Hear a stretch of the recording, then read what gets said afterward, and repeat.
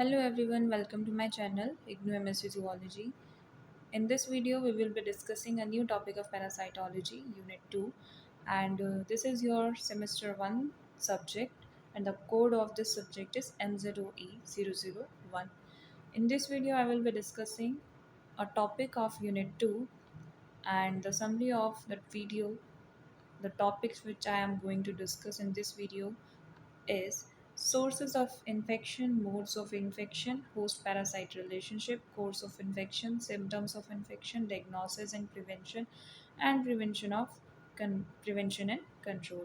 So these are the few topics which you have to discuss, which you have to study in order to complete this chapter. And in today's video I will be discussing symptom of infections. So what are the symptoms of infection? The symptoms associated with the parasitic infection may be related to the site of infection as well as degree of infection. So वो depend करता है कि आपका जो pathogen है वो कौन सी site पर जाके अफेक्ट कर रहा है होस्ट की बॉडी के अंदर, और जो डिग्री ऑफ इन्फेक्शन है वो कितना है। स्टेजेस ऑफ इन्फेक्शन की अगर मैं बात करूँ तो स्टेजेस ऑफ इन्फेक्शन में हमारी 3 तरह के हमारे जो सिम्टम्स हैं वो देखने को मिलेंगे। Morphological symptoms, behavioural symptoms, physiochemical symptoms.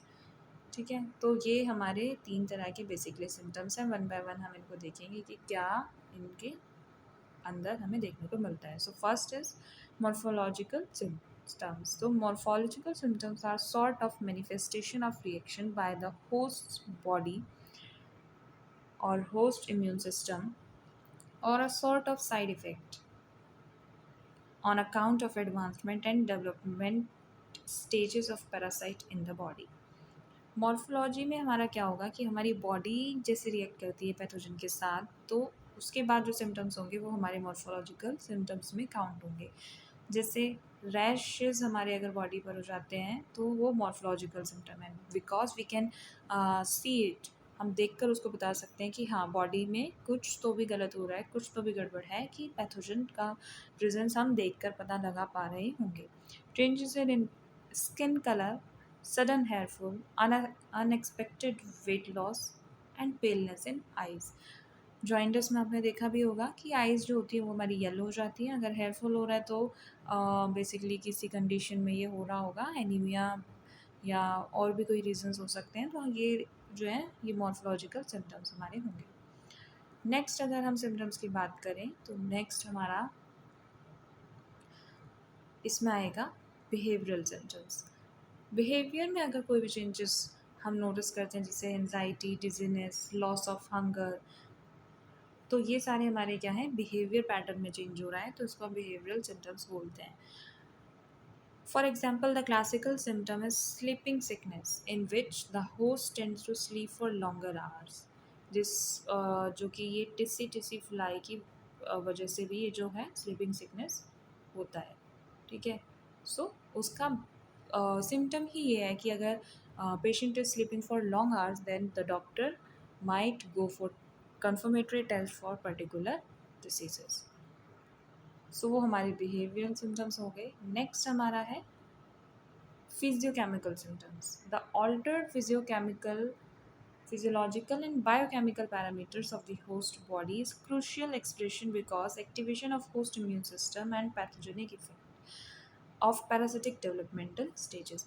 आपने जब ब्लड टेस्ट कराया होगा तो उसमें कभी कभी अगर जो इन्फेक्शन होगा, कभी कभी नहीं, basically most of the time जो हमारा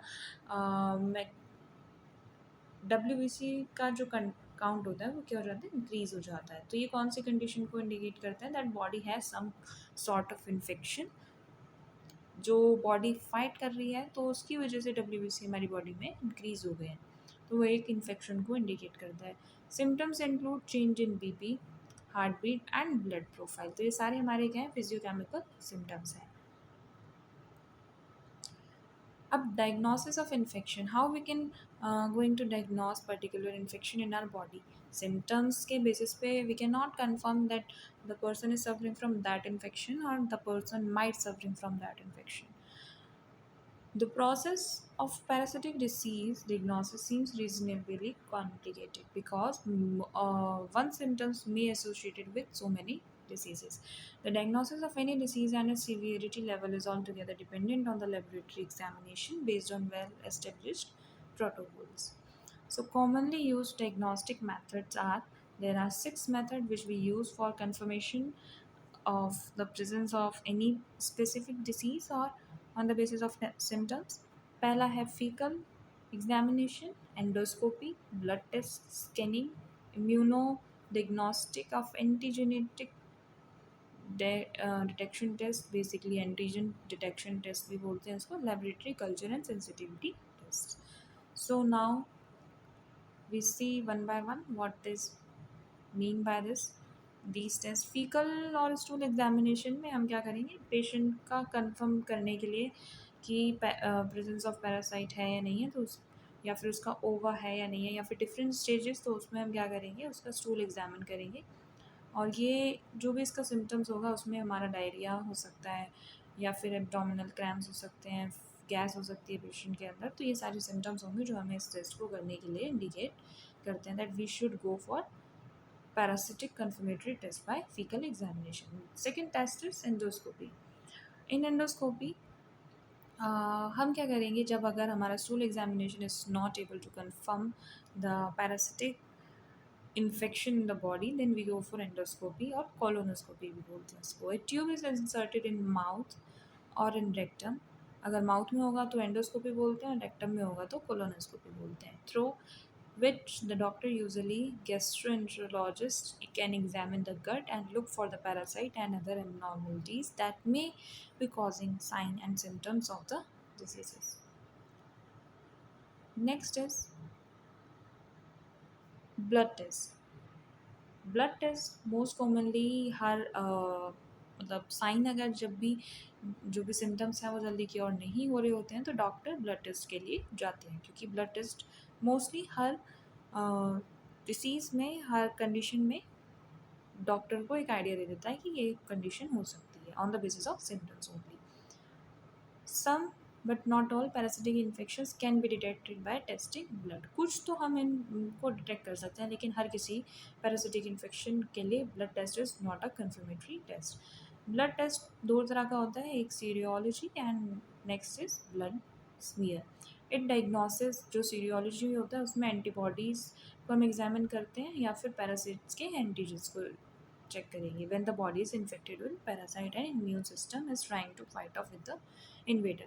ब्लड स्मीयर में क्या हुआ है, diagnosis blood parasites by microscopic observation. उसमें तो एंटीबॉडीज़ हमने देख ली थी कि एंटीबॉडीज़ का प्रेजेंस है या फिर पैरासाइट का एंटीजन है, तो हम कंफर्म कर देंगे कि that there is infection in the body of the patient. Blood smear में हम क्या करते हैं, माइक्रोस्कोपिक ऑब्जर्वेशंस के थ्रू पता लगाने का कोशिश करेंगे. The smear is use to diagnose parasitic infection such as filariasis, malaria and babesiosis. तो ये इन सारी कंडीशंस में ये हेल्पफुल होता है. Next is scanning and imaging tools. So scanning and imaging tools में जैसे हमारा एक्सरे हो गया, MRI हो गया, मैग्नेटिक रेजोनेंस इमेजिंग, और कैट हो गया, कंप्यूटराइज्ड एक्सल टोमोग्राफी. तो ये सारे स्कैन हमारे क्या होते हैं, यूज़ होते हैं some to detect some parasitic diseases that may cause lesions in the organ. तो जब ऑर्गन के इनसाइड में कुछ चेंजेस होते हैं तो ये वाले टेस्ट हमारे काफ़ी हेल्पफुल होते हैं to detect the presence of parasite in the body.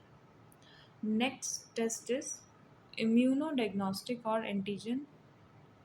antigenicity detection test. Antibodies developed in the body of patient against the pathogen can be identified. Antigenicity test. It can also give past infection profiles such as in the case of dengue and typhoid. सो ये वाले जो test होते हैं ये हमारे antibodies जो बनती है हमारी बॉडी के अंदर while fighting against the pathogen, उनको यूज़ करके हम इस ये टेस्ट जो है ये यूज़ करते हैं. ये हमारे पास्ट इन्फेक्शंस को भी डिटेक्ट कर सकते हैं, जैसे डेंगू और टाइफाइड. लास्ट जो हमारा टेस्ट है laboratory and culture sensitivity test. Urine is also suitable tool for purpose of parasitological infection, especially in the case of Echinococcus, Hematobium and Trichomonas vaginalis. तो इन सारे केसेस में हम क्या करेंगे, लेबोरेटरी कल्चर या फिर सेंसिटिविटी टेस्ट हम इसको यूज़ करते हैं।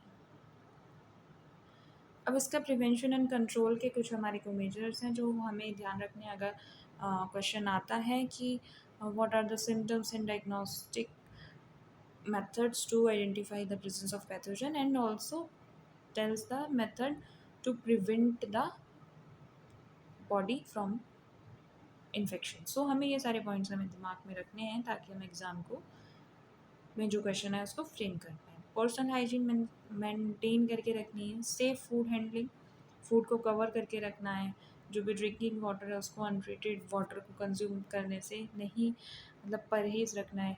एनवायरमेंटल मेजर्स लेके चलने हैं जैसे सैनिटाइजेशन इम्प्रूव होना चाहिए, पेस्ट की जो पॉपुलेशन है वो कंट्रोल में होनी चाहिए। मेडिकल ट्रीटमेंट मतलब अगर कुछ इन्फेक्शन हो गया है तो उसके लिए मेडिकेशंस या फिर मेडिसिन्स की प्रॉपर हेल्प लेनी चाहिए, लापरवाही नहीं करनी चाहिए ताकि जो केस है वो जल्दी सॉल्व हो जाए। अवेयरनेस होनी चाहिए, awareness like we have to promote clean and healthy environment and reduce the community spread like zoonotic diseases जो कि हमारी क्या होती हैं वेक्टर से ह्यूमन के अंदर फैलती हैं, उनको हम बोलते हैं जूनोटिक डिसीजेस। सो जूनोटिक डिसीजेस की डेफिनेशन आपको 1 मार्कर में एग्जाम में आ सकती है, तो prepare it carefully. Active participation of government के थ्रू भी हम जो है प्रिवेंट और कंट्रोल कर सकते हैं, जो भी अवेयरनेस प्रोग्राम वगैरह होते हैं उनके through. So this is all in this video. If you like it, share it with your friend and subscribe to my channel.